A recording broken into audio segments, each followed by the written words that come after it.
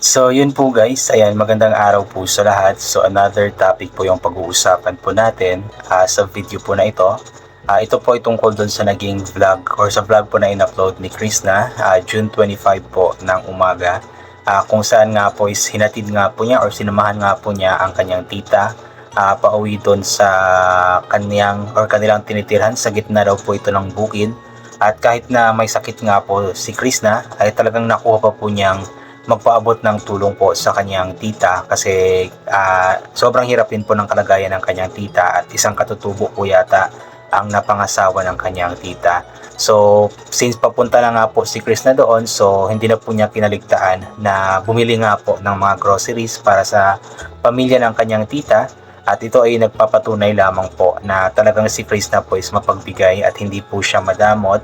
Talagang kung ano po yung blessings na natatanggap po niya mula sa Panginoon ay talagang ibinabahagi po niya ito sa iba. Especially sa kanyang mga kapamilya, sa mga relatives nga po niya, katulad nga po ng kanyang tita.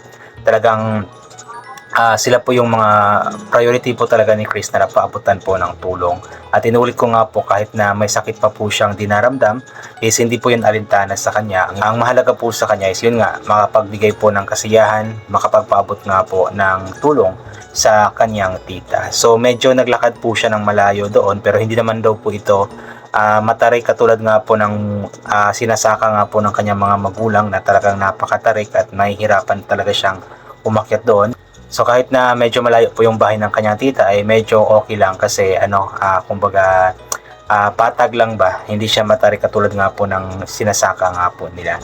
So yun, nakakatuwa lamang po si Chris na guys kasi hindi talaga siya napermi sa bahay kahit na may sakit po siya. Sabi kasi niya dati na kahit may sakit nga po siya is talagang pinipilit po niyang galaw, makatulong sa kanyang pamilya, sa mga gawain po doon, or kung may pupuntahan is pupuntahan po niya kahit na masakit po ang kanyang tiyan kasi ayaw po niyang kumbaga magstay sa bahay, ayaw po niya na walang ginagawa, mas lalo siyang naboboring kasi yung mga tao po talaga na nakatira sa bukid katulad po nila Krishna or maging kami is nasasanay po kami na merong ginagawa po talaga, parang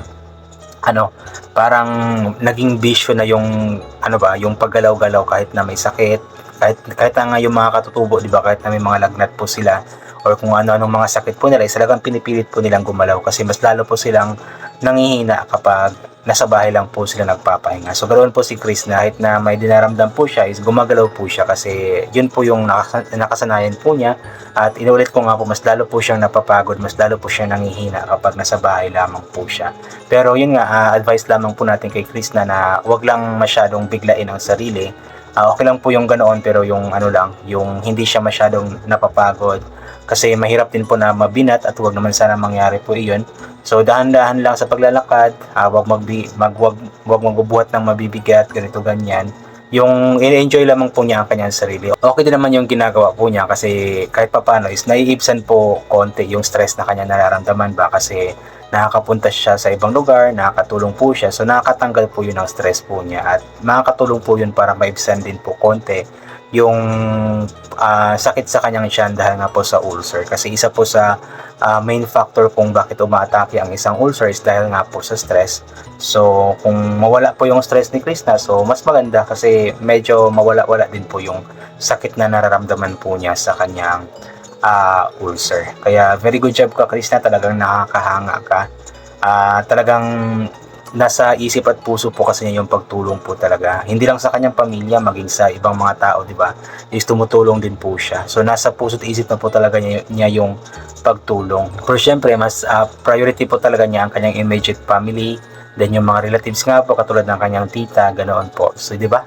At nagpapasalamat po tayo sa lahat po ng sumusuporta kay Krishna kasi hindi naman po ito magagawa ni Krishna.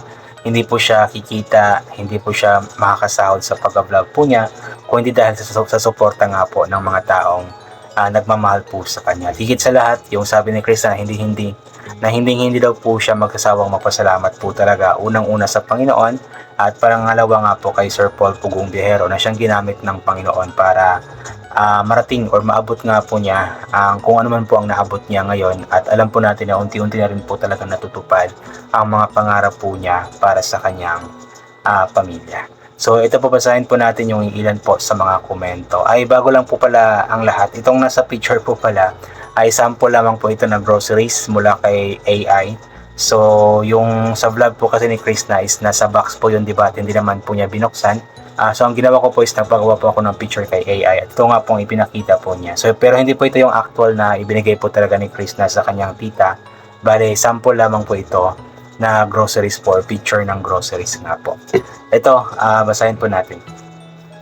Rosita Soto, I love you, be, Chris, na ikaw, hamakin ka man ng iba, isa ako sa nagmamahal sa iyo bilang anak ko, napakabuti mong bata, masunurin sa mga magulang, great provider ng pamilya, ingat ka palagi, be, pag magmamaneho mo ng motor, wala ka pa helmet, more water, be, at huwag mong pagutom ha, ibang iba ka sa lahat, bukod tangi ka sa nag-iisang Chris na sa sanlibutan. Ito, more blessings at salamat din sa mga sponsor na walang sawa sa pagtulong ng ating prinsesa Chris na, God bless. Ingat palagi. Ayan, nag-iisa daw po si Chris na sa buong sanlibutan, nag-iisang Chris na. O naman po, nag-iisa lang po talaga yan si Chris na. Although merong iba na halos kapareho po ng ugali po niya, ng ginagawa po niya, pero talaga nag-iisa lang po si Chris na, at isa siyang role model po para sa mga kabataan or sa mga tao po sa mundo, di ba? And sabi dito is great provider daw po talaga si Chris na ng kanyang pamilya. Totoo po yun, talagang kitang-kita naman po natin kung gaano po siya nakakapagbigay po ng mga needs nga po ng kanyang pamilya. Maging mga relatives nga po niya, di ba, ang kanyang tita, binibigyan din po niya. So talagang great provider nga po si Chris na. Jaime Galliamoza, good morning baby loves, talagang grabe at di matatawaran ang concern mo sa pagdating sa kapakanan ng iyong pamilya sa kabuuan. Yun nga po, talagang hindi po matatawaran. Talagang nasa puso't isip po lagi ni Chris na makapagpaabot nga po ng tulong, hindi lang sa kanyang immediate family, kundi maging sa mga relatives nga po niya, katulad nga po ng kanyang tita. Reynan Ganaban, grabe bait at hindi madamot basta sa family at kamag-anak. Nagbibigay talaga, hindi kailangan hingi ng may kusang loob talaga. God bless sa'yo, Chris, na sa buong mo family. Oo nga po, talagang may kusang loob. Kasi nakikita kasi ni Chris na kung gaano po kahirap yung kalagayan ng kanyang pamilya. Just like sa kanyang tita, kita naman po natin, di ba, na mahirap po talaga ang kanilang buhay. So, kumbaga, initiative na yun ni Chris na kailangan ng tulong nila. So, since tumutulong si Chris na sa iba, so why not bakit hindi siya tutulong, di ba, sa kanyang pamilya mismo, sa kanyang tita mismo. So yun po yung iniisip kasi ni Chris na kung nakakatulong nga po siya sa iba, how much more pa kaya sa kanyang mga relatives, di ba? So yun po yung ginagawa ni Chris na kaya nakakatuwa po siya. Milagros Estrada, magandang umaga Chris, na watching from Saudi. Napakabait mo talagang bata, napakamatulungin mo sa mga family mo, basta ingat lang lagi, ingatan ng kalusugan, laging magpaon ng tubig. Yun nga po, inulit ko, talagang matulungin po niya. At regarding nga po pala sa tubig, kung pansin niyo po is parang hindi po niya dala yung kanyang tumbler doon na bigay po sa kanya ni Toots at ng isa pa.